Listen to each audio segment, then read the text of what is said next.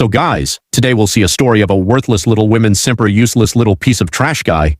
So bring your popcorns and chips and enjoy. Our story begins with Keiki, the luckiest boy on earth.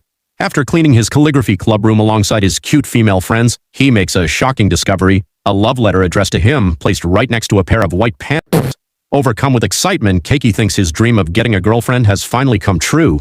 But there's a problem. The letter doesn't have a name, leaving him clueless about who sent it. After confiding in his best friend Shoma, the two decide to call this mystery admirer Cinderella until they can figure out her identity. Since the letter was found in the club room, they narrow it down to the 4 girls who helped clean earlier that day, the suspects. First there's Sayuki, Keiki's senpai, who flaunts a chest that could probably deflect a meteor. Then there's Yuika, Keiki's sweet and tiny junior, whose figure is as flat as the book she loves so much. Next we have Nanjo, his witty classmate, whose chest size Keiki humorously calls non-job-useness. Lastly, there's Mizuha, his younger sister, though he doesn't seriously consider her, because clearly Keiki has no idea how anime works. The next day, Keiki crosses paths with Sayuki. To his surprise, she acts completely normal, making him doubt she's Cinderella. Unsure, he decides to visit the library and talk to Yuika. While thanking him for always helping her, she suddenly urges him to quit the calligraphy club, warning him about Sayuki's monstrous melons. Yes, her words, not mine. Later in gym class, Keiki notices Nanjo staring at him. As he wonders if she could be Cinderella, fate has other plans. A basketball smacks him right in the face. He wakes up in the infirmary, startled to find Nanjo sitting beside him. After some awkward small talk, Keiki asks her how she'd feel if he got a girlfriend. To his shock, Nanjo replies that she wouldn't support it at all, before abruptly leaving the room. That evening, Keiki feels frustrated. He's no closer to uncovering Cinderella's identity. But then he spots Sayuki with a lost dog. Together, they help return it to its owner.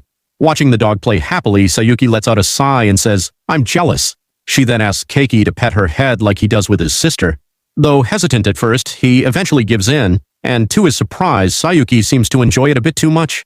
Later that night, after recounting his day to Mizuha, Keiki feels more convinced than ever that Sayuki could be Cinderella, but the next day at school, he's shocked. Sayuki is avoiding him completely. Frustrated, he finally stops her after school, determined to confront her. "I know your secret," he tells her. Sayuki freezes, her face turning red. "Does that mean you dislike me now?" she stammers. To her relief, Keiki smiles and reassures her. "No, not at all. Honestly, I'm happy." Brightening up, Sayuki asks him to meet her in the club room the next day after school. When Keiki arrives, Sayuki drops a bombshell. She reveals that ever since they first met, she's believed he was the only one who could truly accept her. Then she asks him to close his eyes. Excited, Keiki thinks she's about to kiss him, but when he opens his eyes, he freezes. Sayuki is standing there, wearing a dog collar and holding a leash. Blushing furiously, she begs, "Please let me be your pet. I want you to own me and treat me like an animal." Keiki, however, rejects her request outright. He refuses to become her master, despite Sayuki's desperate plea. The next day, while working at the library, Keiki gets another visit from Sayuki. She teases him endlessly, even begging him to punish her however he wants. Before leaving, she casually picks up a book about dog training, grins, and says, "I can't wait to start our training sessions." Keiki is left speechless, wondering just how he got into this mess.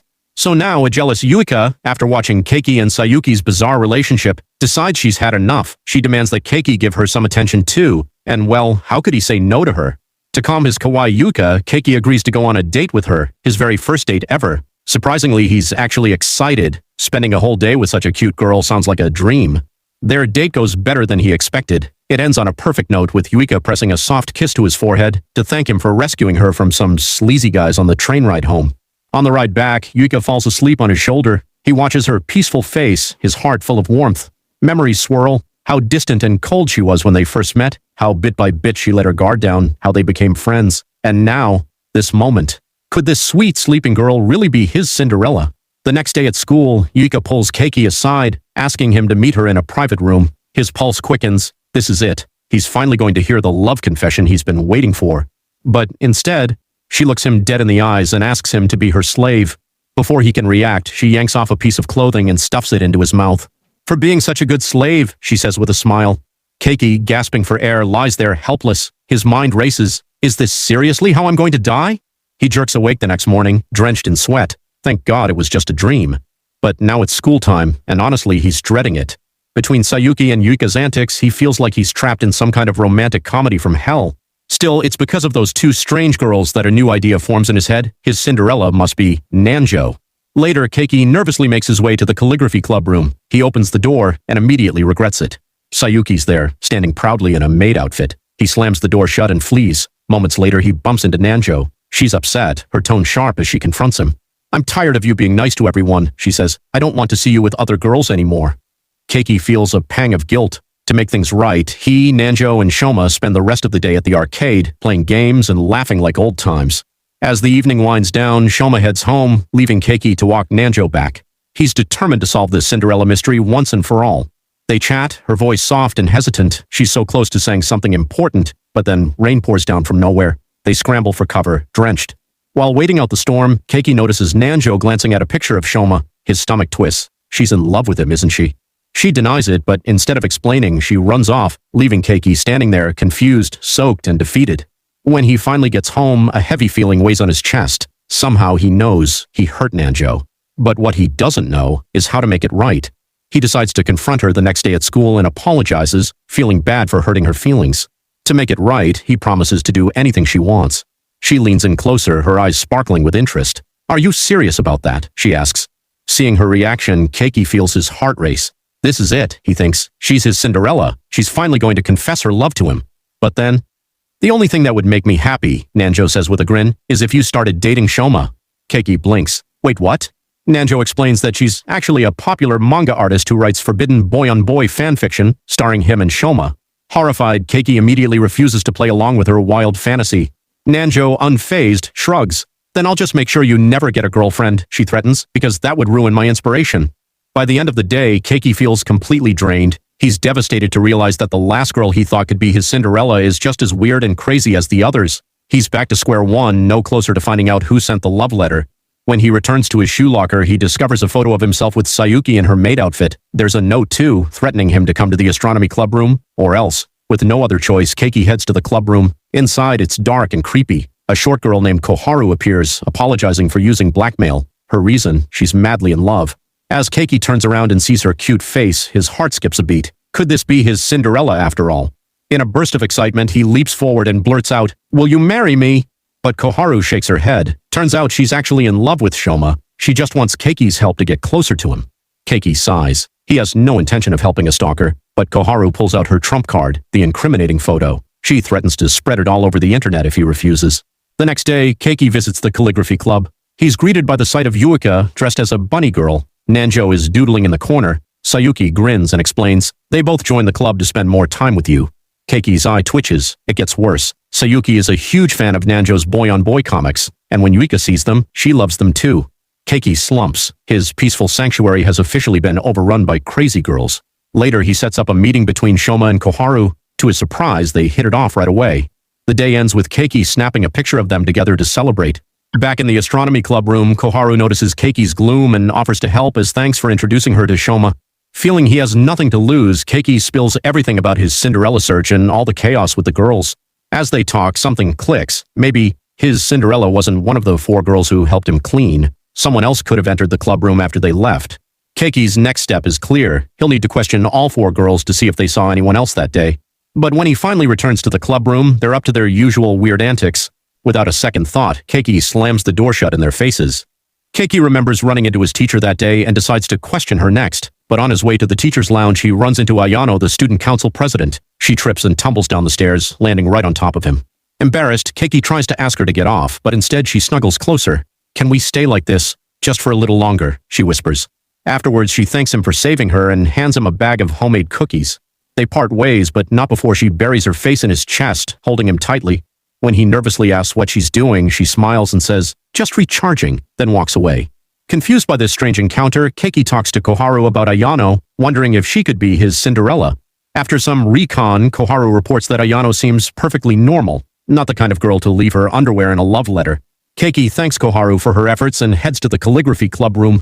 Inside, he finds only Yuika, who has set up a trap.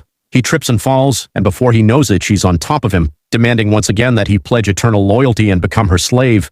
Keiki tries to push her off, but his hands accidentally land on her tiny mountains. Blushing furiously, Yuika bursts into tears and runs away, calling him a generic harem protagonist. Keiki has no choice but to agree. The next day, after gym class, Keiki runs into Ayano again, but this time she avoids him and eventually runs off. Curious, Keiki decides to visit her in the student council room. Alone together, she serves him warm tea and apple pie, with peaceful music playing in the background. She lays her head on his shoulder and soon both of them start to feel sleepy. Keiki's eyes droop and he thinks to himself, this is romantic and kind of nice. Maybe she's normal after all. But when he wakes up, Ayano is between his legs trying to pull off his boxers. She explains that she has a thing for smells. The moment she fell on him, she was captivated by his scent. She avoided him after gym because his smell was too overwhelming. Now she's begging him for his briefs just to smell them briefly. Keiki, horrified, refuses. Later, a depressed Keiki confides in Shoma, lamenting his inability to find a normal girlfriend. Shoma sighs and admits his own luck is terrible too. He had visited Koharu's house and found DVDs labeled with his name and a notebook tracking his every move. Both boys agree, all the girls in their lives are crazy.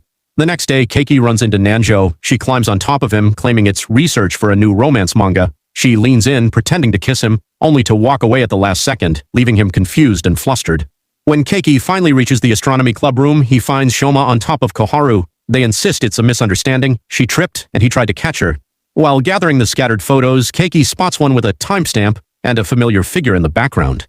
He recognizes her immediately. Finally, Keiki believes he's found his Cinderella. To confirm, he invites Sayuki, Yuika, Nanjo, and Mizuha to the pool. Sayuki and Yuika, of course, fight over him. To calm things down, he agrees to spend time with each girl individually, then even chats with his sister for a while. The group bumps into Koharu working a part-time job at the pool. She announces a love confession event, and Sayuki signs up all the girls. The winner gets to make Keiki follow one command, no questions asked. Despite his protests, the girls eagerly participate. Each confesses their love in turn, but Keiki, using some impressive mental gymnastics, misinterprets every single one. Finally, Mizuha steps up. She confesses her love for her brother. The crowd, clearly full of anime fans, votes her as the winner. Later, Keiki privately congratulates Mizuha, but then he lifts her skirt to reveal white underwear, the same pair left with the love letter. She doesn't deny it. Mizuha confesses her feelings, admitting she enjoyed being his Cinderella because it made her feel special. But Keiki gently tells her they can't be together because they're siblings. That's when she drops the bombshell. They're not blood-related. Even so, Keiki refuses her. Mizuha asks for forgiveness and kisses him. The next morning, Keiki wakes up, hoping it was all a dream, until he finds Mizuha in bed with him. She kisses him again, insisting it's not wrong to love him. Overwhelmed, Keiki runs off to think. Later, he calls his father, who confirms that Mizuha was adopted. That night, Keiki returns home. He confronts Mizuha and asks why she loves him. Her answer reminds him of the day they met, the day they became siblings. It was then that she first fell in love with him. As they embrace, Keiki knows what he has to do. He promised her he'd always be her brother, and that's exactly what he'll be, nothing more. With life back to normal, Keiki still dreams of finding a normal girlfriend, which makes this anime painfully relatable. Comment down if you predicted that the Cinderella was her sister. I'll see you guys in the next video, with a bit better story than this.